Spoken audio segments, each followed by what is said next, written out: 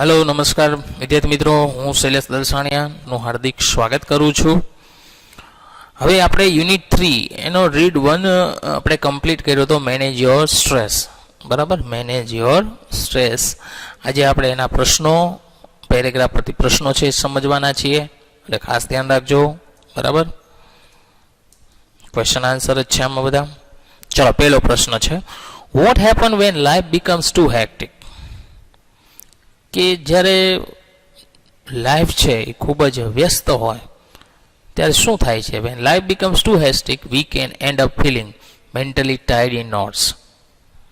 કે આપણે tired in notes એટલે જો આપણે આગળ સમજી ગયા, અમુક ગ્રંથિઓમાં આપણા વિચારો એટલે આપણી લાગણીઓ છે બંધાઈ શકે છે, આપણી લાગણીઓ બંધાઈ શકે છે।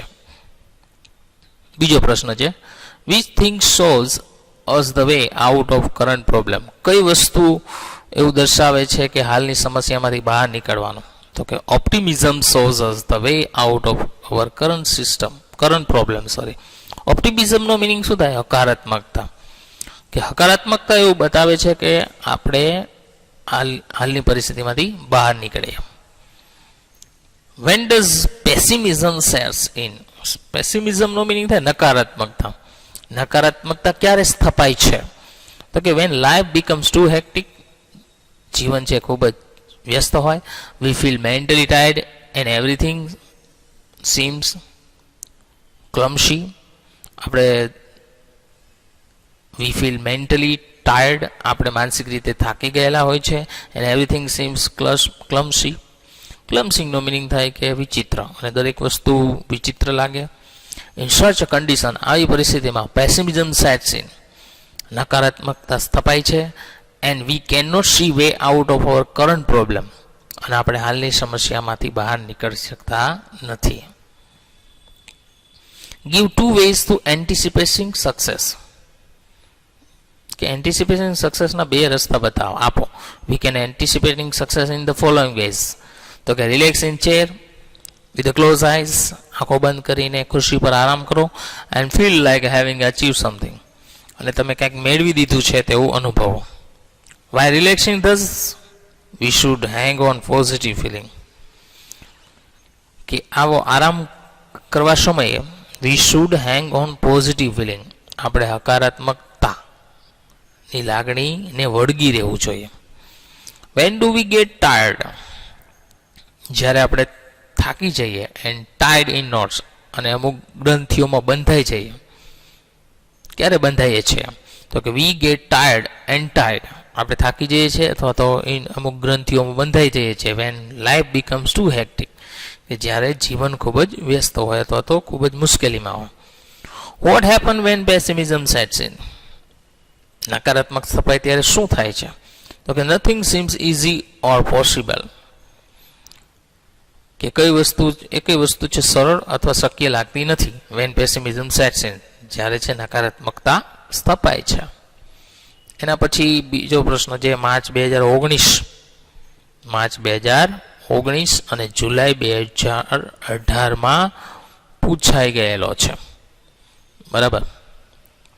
જુલાઈ 2018માં પૂછાઈ ગયેલો છે, બરાબર। એવો જ પ્રશ્ન છે। પહેલો પ્રશ્ન, what do you mean by mental capacity?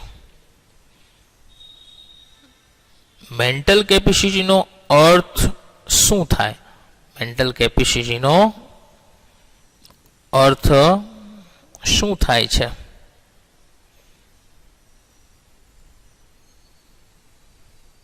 તો કે mental capacities are abilities to concentrate, કે માનસિક ક્ષમતા છે એ એકાગ્રતા માટેની ક્ષમતા છે। To take a new information, નવી માહિતી મેળવવા માટે। To remember old and new information, જૂની અને નવી માહિતીને યાદ રાખવા માટે। And to be a position to think logically, અને તાર્કિક રીતે વિચારવા માટે। આ બધામાં છે મેન્ટલ કેપેસિટી જોઈએ। Mind, emotions and heart are closely interlinked and always work together, true or false? તો કે ફોલ્સ। માઇન્ડ, ઇમોશન એન્ડ હાર્ટની જગ્યાએ બોડી આવે, બરાબર, આટલો ફેર છે। How does our mental power make us powerful? આપણો માનસિક શક્તિ છે આપણને કઈ રીતે શક્તિશાળી બનાવે? તો કે mental capacities are ability to concentrate, કે આપણી માનસિક ક્ષમતા છે આપણે એકાગ્રતા માટેની ક્ષમતા છે. ટુ ટેક ઇન ઇન્ફોર્મેશન, નવી માહિતી. To remember old and new information, જૂની અને નવી માહિતી યાદ રાખવા માટે. And to be position to think logically, અથવા તાર્કિક રીતે વિચારવા માટે. It also helps to study, તે અભ્યાસમાં પણ મદદ કરે છે. ટુ વર્ક, કામમાં. ટુ ઇમ્પોઝ, કન્સ્ટ્રક્ટિવ, રચનાત્મક વિચારો માટે. જો ઇમ્પોઝનો મિનિંગ શું થશે? રચનાત્મક વિચારો. એન્ડ વર્કેબલ ઓર્ડર, અને રોજિંદા કાર્યો માટે. ઓન અવર લાઈફ, આપણા જીવનના રોજિંદા કાર્યો માટે. And to make a rational day to day decision, અને રોજિંદા વૈચારિક નિર્ણયો માટે. જો રેશનલનો એ મિનિંગ શું થાય છે? વૈચારિક. Thus it makes us powerful, આથી તે આપણને શક્તિશાળી બનાવે છે. What works jointly for self identity, કયું કામ છે? વોટ વર્ક્સ એટલે કયું કામ જોઈન્ટલી ફોર સેલ્ફ આઈડેન્ટિટી, કે કયું કામ સંયુક્ત રીતે થાય છે તે પોતાની ઓળખ છે? તો કે mind, emotion and body are closely interlinked, કે મગજ, લાગણી અને શરીર એકબીજા સાથે જોડાયેલા છે. અને ઓલવેઝ વર્ક ટુગેધર, અને હંમેશા સાથે કામ કરે છે. તે work jointly for self identity, તે પોતાની ઓળખ માટે સાથે કામ કરે છે. 5મો પ્રશ્ન છે, on which do our abilities depend, કે આપણી ક્ષમતા છે કોના ઉપર આધારિત છે? આપણી ક્ષમતા છે કોના ઉપર આધારિત છે? તો કે our ability depend on mental capacity, કે આપણી ક્ષમતા છે માનસિક ક્ષમતા ઉપર આધારિત છે. Why do we need mental capacity, કે આપણે માનસિક ક્ષમતાની જરૂર શા માટે પડે છે? તો કે વી need mental capacity to study, to work, કે આપણી માનસિક ક્ષમતા છે અભ્યાસથી લઈને કામ કરવા સુધી. ટુ ટેક અ વાઇઝ ડિસિઝન, અને સમજુ નિર્ણયો માટે જરૂરી છે. ત્યાર પછીનો પેરેગ્રાફ છે એમાંથી પ્રશ્ન છે. પહેલો પ્રશ્ન છે, when does overthinking take place? Overthinking ક્યારે આવે છે? તો કે when task and pressure start building up, કે જ્યારે કાર્યો અને દબાણ છે વધવા લાગે.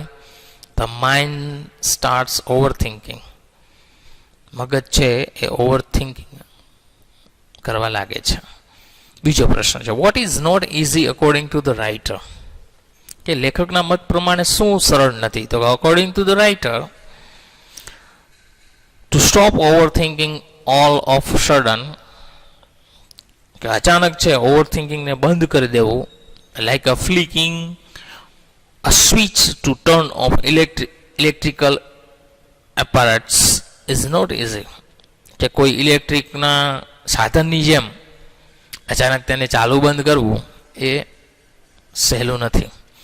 Van does mind go into overthinking, આપણા વિચારો છે ઓવરથિંકિંગમાં ક્યારે જાય છે? તો કે mind goes into overthinking when it is overloaded with many task and pressures, જ્યારે કાર્યો અને દબાણ છે એ વધી જાય ત્યારે. What is a technique to stop overthinking, ઓવરથિંકિંગની ને બંધ કરવા માટેની શું પદ્ધતિ છે? તો only 2 sentence have power to stop over thinking, માત્ર ઓવરથિંકિંગને બંધ કરવા માટેના 2 વાક્યો છે. આઈ હેવ નો એક્સપેક્ટેશન્સ, મારે કોઈ અપેક્ષા નથી. And I will deal with what ever happens when it happens, અને જ્યારે પણ જે પણ વસ્તુ બનશે તેની ઉપર હું ધ્યાન રાખીશ અથવા એની ઉપર આધારિત રહીશ. એના પછીનો પેરેગ્રાફ છે, વોટ મંત્ર one should have in the morning to have energy for the world day, કયો મંત્ર છે એ સવારમાં બોલવાથી આખો દિવસ એનર્જી રહે છે? તો કે in the morning one should have the મંત્ર આઈ હેવ નો એક્સપેક્ટેશન, કે એક મંત્ર હોવો જોઈએ કે આઈ હેવ નો એક્સપેક્ટેશન, મારી કોઈ અપેક્ષા નથી. I will deal with what ever happens when it happens, કે જ્યારે પણ જે વસ્તુ બનશે તેના ઉપર હું આધારિત રહીશ. This mantra helps us have energy for the whole busy day. આ મંત્ર છે આપણને આખો દિવસ આખા વ્યસ્ત દિવસ દરમિયાન એનર્જી માટે મદદ કરશે. What are the advantage of the shed morning mantra? Morning મંત્ર બોલવાથી શું ફાયદો થાય છે? તો કે if we follow the morning mantra, જો આપણે મોર્નિંગ મંત્ર છે એનું અનુસરણ કરીએ, નો એક્સપેક્ટેશન એટલે કે અપેક્ષા નહીં એવું, we can stop ourselves from wasting valuable energy, તો આપણે કિંમતી ઉર્જાનો વ્યય કરતાં રોકી શકીએ. We will also feel calmer mentally, આપણે માનસિક રીતે પણ શાંતિ અનુભવીએ. એન્ડ ઇમોશનલી એઝ કોન્સિક્વન્સ, અને લાગણીશીલ રીતે. કોન્સિક્વન્સનું મિનિંગ થાય પરિણામ, કે પરિણામે આપણે માનસિક અને લાગણીશીલ રીતે શાંત બની શકીએ. તો મિત્રો અહીં સુધી રાખીએ છીએ લેક્ચર. નેક્સ્ટ લેક્ચરમાં પણ હજુ આપણે અમુક પ્રશ્નો છે સમજીશું. બરાબર, થેન્ક યુ.